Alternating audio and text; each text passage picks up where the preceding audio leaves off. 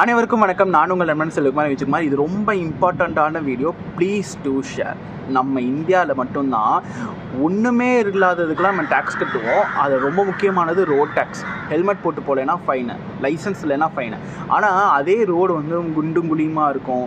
அதில் ரோட்டில் நம்ம போனோம்னாலே பைக்கில் அவ்வளோ ஆக்சிடென்ட் நடக்கும். எக்ஸாம்பிளுக்கு இந்த பாதாள சாக்கடைலாம் போகிறோன்னு சொல்லிட்டு ஒரு இது மாதிரி போட்டு மூடி வச்சுருப்பாங்க, திண்டு மாதிரி போட்டு ரவுண்டாக மூடி வச்சுருப்பாங்க.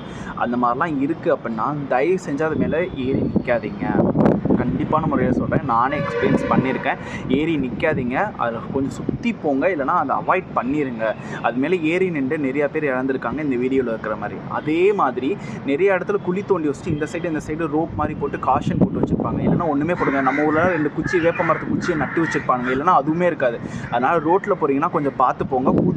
புதுசாக ஒரு ரோட் சைடு போகிறீங்க, தண்ணிலாம் தேங்கியிருக்குன்னா பார்த்து போங்க. இல்லைனா அந்த சைடு யாராவது ஆள்கிட்ட விசாரிச்சுக்கோங்க, இந்த இடத்துல மேடு குழியுமா ஏதாவது இருக்குமா சார் அப்படிங்கிற மாதிரி விசாரிச்சுட்டு போங்க. உள்ளக்க போயிட்டு அதில் எவ்வளோ பேர் இறந்துருக்காங்க, ஏன்னா இதுலேயுமாடா உயிர் போகணும் அப்படிங்கிற மாதிரி தான்.